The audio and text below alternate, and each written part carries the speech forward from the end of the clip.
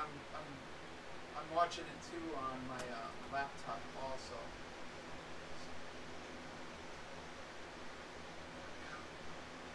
I'm watching it. Oh, that's your computer. Wait a minute, I'm hearing you. It's like, I'm hearing you. I'm hearing you. I don't even got nothing going. I gotta turn this off. Man, it's a lot of feedback.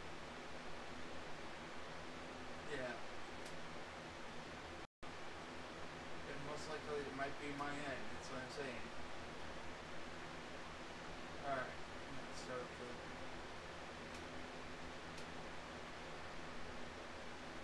And then just show it on my other one too, that way. I'm showing it through my laptop. I've seen it on my laptop also.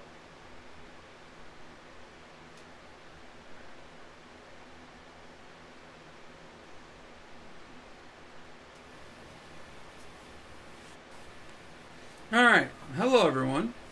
This video is basically, I'm going to explain a few things about the reason why I won't sell my stuff. First off, I won't get very much out of it from nothing. Our computer monitors, I may get what? Maybe lucky to get $25 if they sell.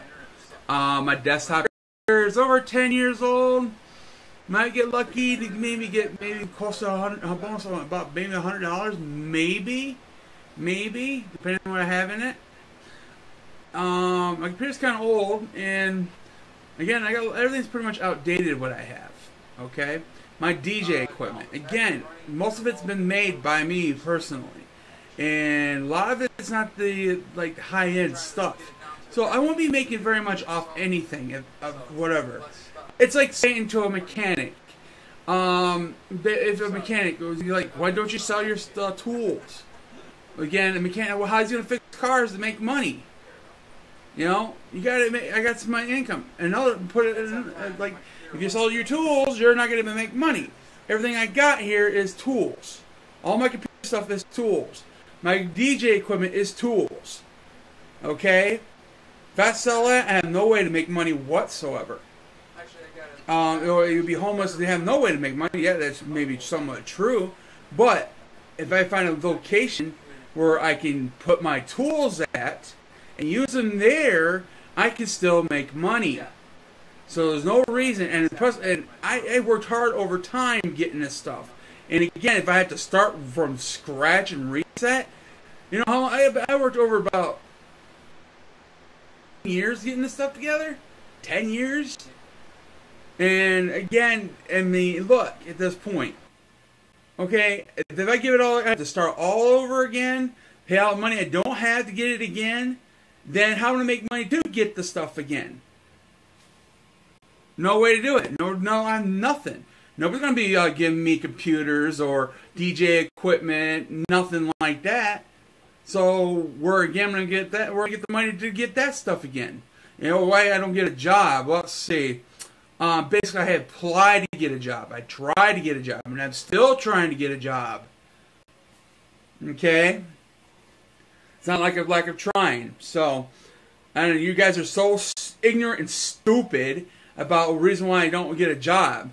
You know, you don't know shit what's going on out here and I'm going through just to get a job. Let's put it in another perspective of the selling my stuff. Okay, here about you had a part-time job, it ain't cutting what you need to pay your rent, and you're still having a hard time finding another job just to make up what you need to make.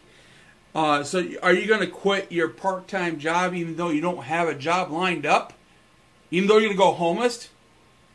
Because of that? You're going to what? You're going to quit your part-time job even though it's making your money? So, would you quit your part-time job? Even though you're not making a whole lot of money of it, because you're not making a lot of money. So you're going to quit it if you don't have no job lined up. Okay. That's smart. Then you have no money coming in whatsoever.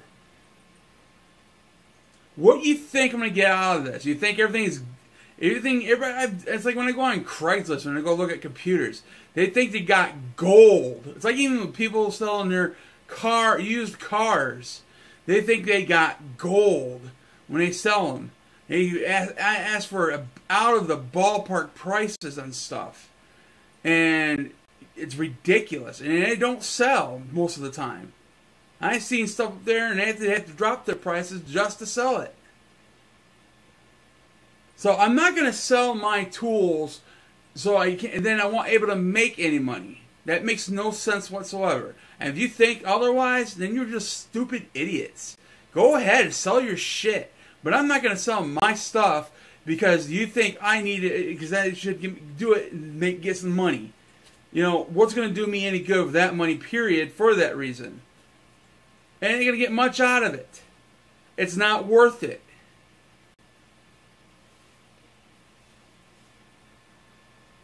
That's why I will not sell my stuff for any reason. It makes me money. Not a whole lot, but again, that's saying telling a part-time person, that's not a whole lot of money.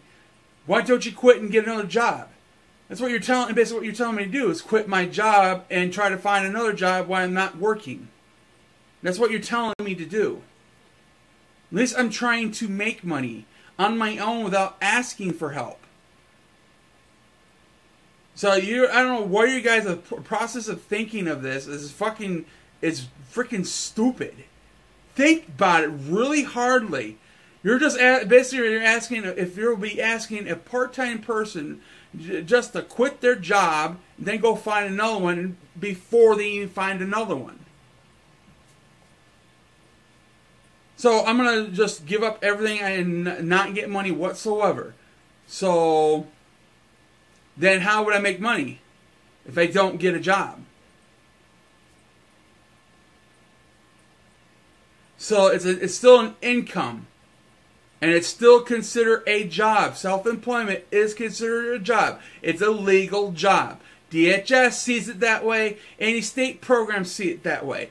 It's income. Get it through your fucking thick heads. It's still an income. So I'm not going to give up my part-time job and look for another job while I'm not have a job to make money. That just makes no sense.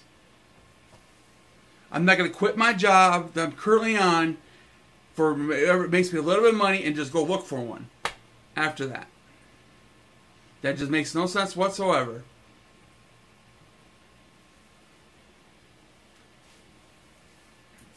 So it's like people said, it's just stupid. You're not gonna. Again, I've been telling. It's like you think I got gold here. I do not have gold here. Yes, I might. You see me. I'm capable of doing things, but pretty much anything computer no older than 10 years can do this stuff. And I put a lot of work into this computer, and a lot of work on all my DJ equipment, just to get where I'm at. You know, I'm not gonna start from scratch again and work my way up again. Yeah, I'm gonna say fuck you on that. Totally. And if you don't like my attitude, go fuck yourself. You got the same damn attitude as I do. So I don't fucking care what you fucking think. It's my equipment, my money making, and it's not a whole lot, so the fuck what? You can go fucking kiss my ass. My big, fat derriere. And if you don't like my attitude, fuck off.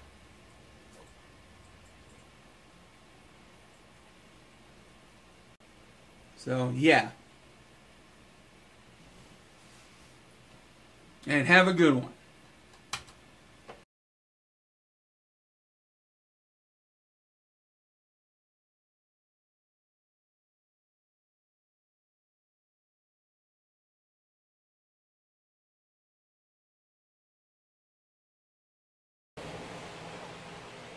Hello, I'm Scott Flanagan here. For you childish people who are acting like a bunch of 5-year-olds, what do you reason do you really think why I'm fat?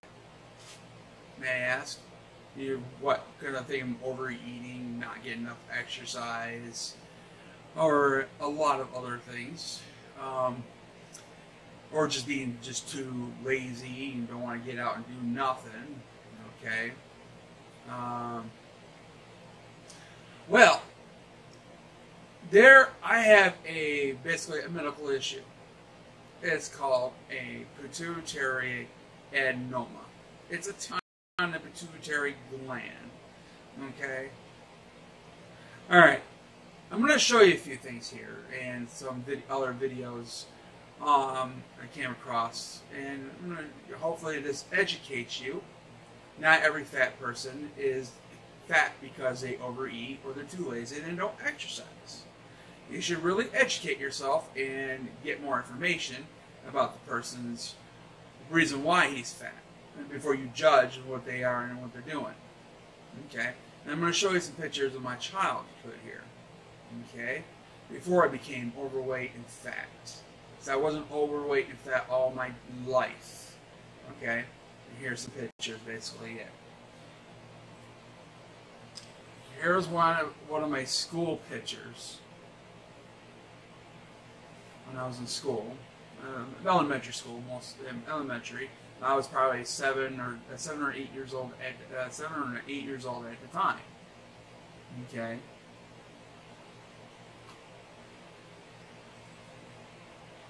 Here's my other picture of my dad, my real dad, eating a donut. I mean, that's how skinny I was. I was skinny as a twig. Okay? I mean, this was my real father. I was about 7 or 8, right there in the age line. I was pretty tall as a kid, of course. Here's another one. I was sitting on Santa's lap. I'm a little bit older, probably close to 9 or 10 years old. Right there. Okay? Alright, there's another thing. If you still don't believe me at this point, you probably. I think I'm just making up excuses, of course, like you always say, I'm making up excuses. Here's one of the drugs I take. Carbargaline. It is basically a dopamine receptor agonist. Okay, helps to my tumor, and I'm going to show a video here coming up. She'll explain to you what the pituitary adenoma does to you and your body. There's 3 types of tumors of that does different 3 different things to your body, and pretty much I fall in that category. I had an MRI done, okay, beforehand. Okay, and they didn't just, I had the symptoms when I started I started showing symptoms when I hit puberty. Okay, we didn't know what it was. My mom's insurance didn't cover all the testing or what the reasons behind what was causing the symptoms. You know, producing milk in the body and enlarged breasts. My breasts were growing, gaining weight, and stuff like that. You know, those manufacturers. Well, they did little blood work, and it showed signs of a possible whatever they were thinking it was. But again, we didn't have the insurance to cover the other testing, like the MRI. They needed to take in my head to find out what was caused. They couldn't. It didn't. My mom's insurance didn't cover it at the time at all. Okay. After I got done with high school, I was found probably around let's say 98, year 1998. I went to a school up in Plainwell, Michigan, for technical school. Learn how to do basically electronic work, do repairs, stuff like that. Because I was into a lot of computers at the time, and I didn't know how to actually fix computers at the time. Though. I was trying to get an education to actually get a better myself for a job. Okay, which I was basically before I went to school, I was having a hard time in high school. That's the reason why I didn't graduate from high school, is because I fallen asleep in class. And if you have the video explain the reason of that too in the video, of the reason why I've been falling asleep in class, can't keep awake Even though I got plenty of sleep just to go to school and everything, but I still fell asleep in class. I couldn't keep awake, regardless of how much sleep I got. The same thing happened to me when I went to the technical school, even tried to get my GED and diploma and everything else. And I was through Michigan Rehab at the time. When I went for this first semester, they basically, what happened, I had the same trouble falling asleep in class, and the state paid for my medical to find out what was wrong with me. And they actually gave me my very first MRI. That's when they discovered the tumor on my pituitary gland. They determined it was a pituitary adenoma. Okay. After we figured that all out and everything else, basically the counselor of the school sat down with me. She explained to me, in order for me to continue to be at the school, I would have to have it taken care of before I even come back again. That's how they explained it to me, because I couldn't keep awake in class. So, after I got back to again, they prescribed me the medication, the same medication you seen early on the screen. So, that's what that is. So, it's supposed to shrink the tumor down. The insurance, that basically the state was covering a bit until, again, you'll notice in the video this depression was one of the symptoms of the tumor, and being tired, and which I had a lot of those symptoms, and I was deeply depressed after being told I can't come back to take care of this, and after I take care of the tumor, taking the medication, and everything I was trying to get taken care of. I fell in a very bad spot in my life where I just let everything go. I lost my spot at Michigan Rehab, and everything else. I don't blame anybody, but pretty much myself for that whole situation. What basically happened at that point, I just basically tried to get on with my life and try to get jobs and work and stuff like that, and try to make a living on my own without any going back to the school.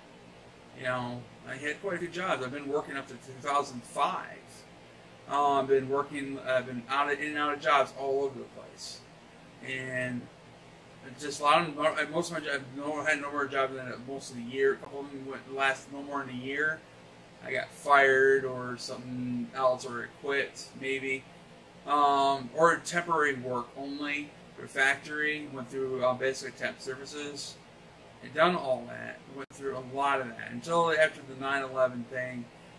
And it dropped off from that point forward. Because I had a decently good job for 8 months doing CNC work at over United Metal Technology, and after the 9/11, he let many people go after that happened. What happened? Not just me. And I was always hoping to get hired in. I was through a temp service, and I was doing a damn good job. And too bad he had cut some people. With the tumor situation, I lost my state assistance with that situation. No more medication. Then finally, the DHS had the Adult Benefit Waiver Program. This is before the Affordable Health Care Act. Got onto it. It covered everything I needed to do, but it wasn't very easy to get onto neither. You had to be on top of it. You had to check on almost a monthly basis to see if there's an opening for it and apply for it. And once you get on it, and I got onto it, got my medication, did another MRI, got all that done, and started it again. Somebody eventually down the road screwed up my paperwork at DHS, so I lost my medical assistance. So there goes the medication, all that stuff. You know, and I lost again, and it took years again just to get back on it. this is close right before the Affordable Care Act started. Okay, because the last time I wrote down was in 2005. Okay, and that's when I lost my insurance around that time. Basically, when I get to the affordable health care, I mean, if I got back on that program, the adult benefit welfare program, I finally got back on it again and started to try to get everything taken care of again. It took time because the appointments and schedule took 6 months to a year just to get scheduled to see a doctor to have the tumor taken care of or get everything started. That's all it took for every time I went to go see a doctor. So it wasn't instant. I had to wait and wait and wait. Before I even got far enough into, before I got prescribed the medication, the Affordable Health Care Act kicked in. And it dropped my insurance for the Adult Benefit Waiver Program because DHS took on that Affordable Health Care Act. And then when I got on that, program, went to try to start getting back on the medication and go see the endocrinologist and all that again. And after I got to the endocrinologist and he prescribed me the same medication, and he tried 3 different brands and generic types of the medication. None of my insurance would cover it. Even tried to have the doctor sign off on it. Only they were allowed me one time to get it. And that was it. And again, I kept on, and I just didn't get it. I couldn't get it treated. And then eventually, I come to find out, the type of insurance of the affordable health care, there was like 3 types you can choose from through DHS. Somebody told me about Meridian Health Plan. Nobody told me about this until later on down the road. And I got on Meridian Health Plan through the Affordable Health Care Act, and it did cover my medication. See, but nobody tells you this stuff. You have to literally find out for yourself. But okay. Basically, let's get to the actual point of the story here. The reason why I am overweight. It's not because I'm overeating and like that stuff. Okay? I'm going to let Jennifer take it from here. She'll explain how the pituitary adenoma works and what it causes, and let you see what they'll explain. And hopefully this educates anybody and whoever who has the same issue as I do. And it varies between person to person. And just to let you know, some few celebrities had it. One of them is Andre the Giant, and the world's tallest guy, just to let you know. So you want to look that up, you can. I mean, those 2 people that had that same issue. Alright? Just to let you know. Alright, here's Jennifer. She'll let you know what the pituitary adenoma does and what it does and where it's located.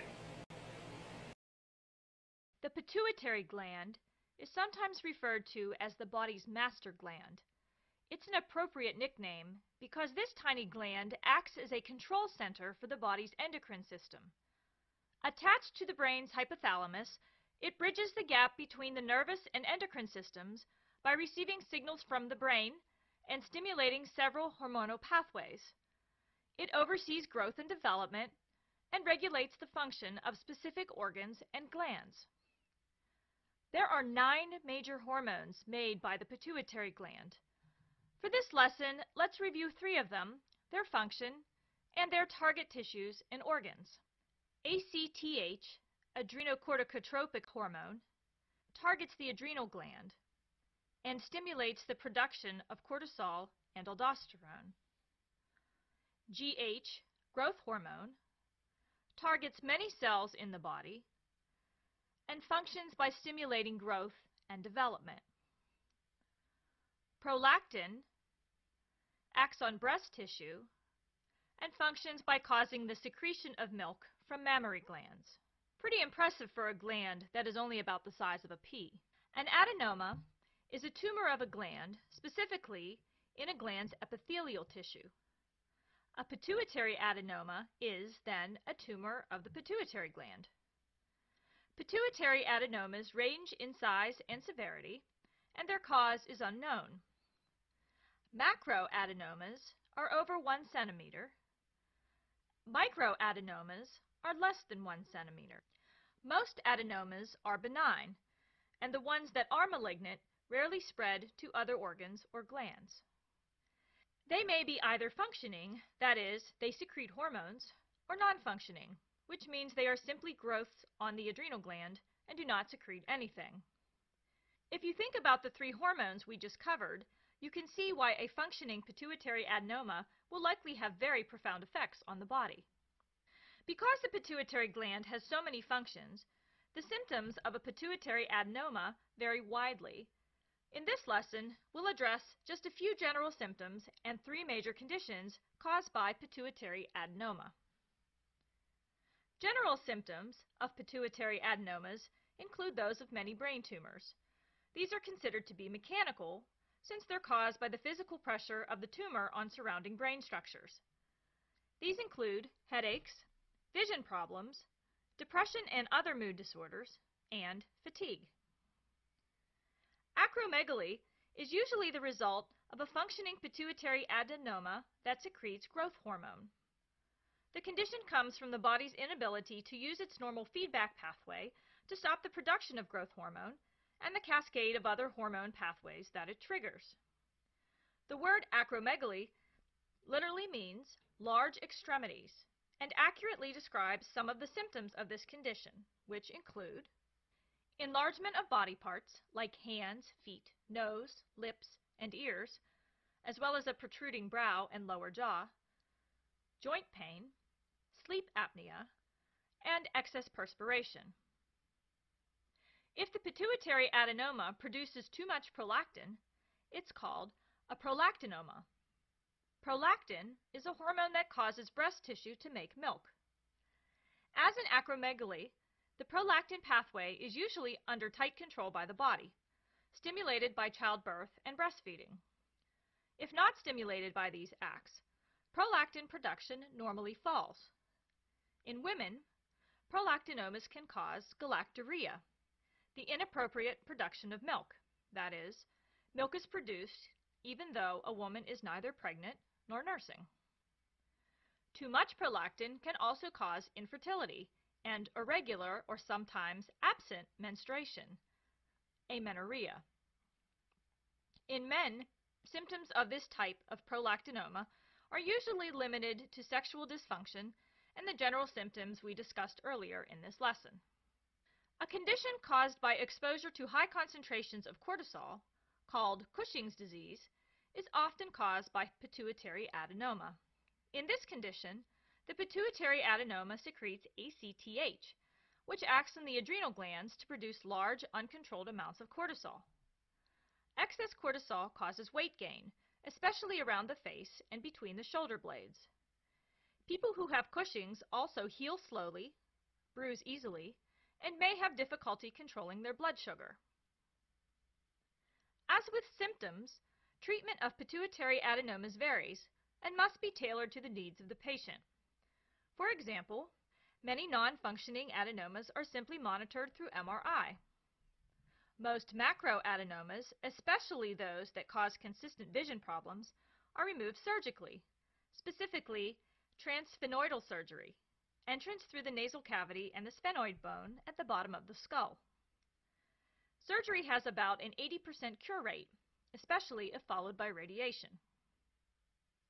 If the tumor is functioning, however, then the upset balance of the endocrine system is sometimes restored through medication. Let's take a look at some of the ways drugs are used to treat the conditions we've discussed. Adenomas that secrete growth hormone are treated primarily with somatostatins, a class of drugs that are synthetic replicas of the naturally produced hormones that prevent growth hormone from being released from the pituitary gland. Prolactinomas are treated, and treated very effectively, with a class of drugs called dopamine receptor agonists. Let's break that down into 3 parts. First, dopamine is a neurotransmitter. In the brain, one function of dopamine is to inhibit the secretion of prolactin. Second, an agonist is the opposite of an antagonist. Remember, the antagonist of a story is the villain, the character that works against the hero or heroine, while an agonist works with something. Third, dopamine receptor agonists bind to dopamine receptors when no dopamine is present. Therefore, these drugs function by binding to receptors on the pituitary adenoma, preventing prolactin from being secreted. It's important to note that if surgery can be done safely and effectively, it's often used as the first course of treatment. In the case of Cushing's, for example, surgery is almost always the preferred treatment. On the other hand, if the adenoma is very small, it's not uncommon to take a watch and wait approach. That is, to monitor the patient's health and treat symptoms according to need. Let's review. The body's master gland, the pituitary gland, is the control center for the body's endocrine system. Its jobs include overseeing growth and development and regulating the function of specific organs and glands. An adenoma is a tumor of a gland, specifically in a gland's epithelial tissue. Therefore, a pituitary adenoma is a tumor of the pituitary gland. These tumors range in size and severity, and their cause is unknown. Adenomas are sometimes classified by their size and severity. Macroadenomas are over 1 centimeter. Microadenomas are less than 1 centimeter. Most adenomas are benign, and the ones that are malignant rarely spread to other organs or glands. They may be either functioning, that is, they secrete hormones, or non-functioning, which means they do not secrete hormones. The symptoms of pituitary adenoma vary widely. Non-functioning adenomas usually cause symptoms similar to those of most brain tumors, including headaches, vision problems, depression and other mood disorders, and fatigue. Symptoms of a functioning adenoma depend on the hormone they secrete. 3 examples of conditions caused by functioning pituitary adenomas are acromegaly, caused by excess secretion of growth hormone, galactorrhea, caused by prolactinomas, which secrete prolactin, and Cushing's disease, caused by excess secretion of ACTH, which in turn causes excess cortisol production. Treatment of adenomas also varies, with surgery being the most common. Specific drugs are also used for functioning adenomas. Specifically, somatostatins are used to treat acromegaly and dopamine agonists to treat prolactinomas. Okay, welcome back. All right. Now, I hope you got a better understanding what my medical problem is, and the reason why I'm overweight. Okay. Well, they explain everything else to you: the drug, the medication, and the surgery, and stuff like that. And it's like people had suggested me to do the gastric bypass surgery, or do the surgery for the pituitary adenoma. Okay. I'm going to show you basically here. Basically, it's not good to be doing surgery for my weight whatsoever. There is a high risk factor in it, and I know surgery has high risk factors. I'm going to have another person explain that to you about that whole situation also. Okay, all right. I'm going to show you my current weight right now.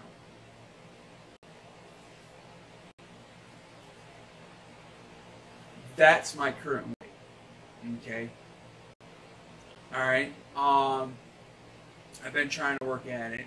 I got off the pop, so I've been drinking diet pop. And I say diet pop is no better. It's basically carbonated water that diet pop is. Okay. There's no difference between the clear carbonated water you see on the shelves at all. You can read the label and you'll see. Aspartame has side effects, but I haven't had any of the side effects at all with me whatsoever. So, I have lost at least 20 pounds since I've been off that. Been drinking that lately. I still need to work on my dieting, how much depends what food I have to eat. but I still got to work and get a little more exercise, of course. I do need exercise. Yes, I agree with a lot of people on that too. And you know, it's like I explained before, because of my pituitary, this caused a lot of issues in my healing, like the wounds on my leg. I've had over a year now, and it still hasn't healed yet. And that's due to because of the pituitary adenoma. So, okay, trying to think of anything else to explain to you about on this point.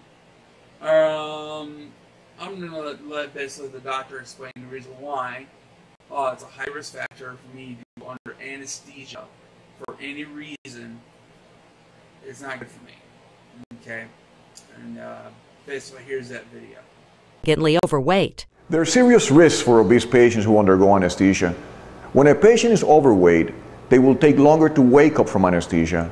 They have a higher risk of blood clots, respiratory failure, and operating room bed positioning injuries. Even obtaining an accurate blood pressure measurement is difficult because most blood pressure cuffs will not properly fit an obese patient.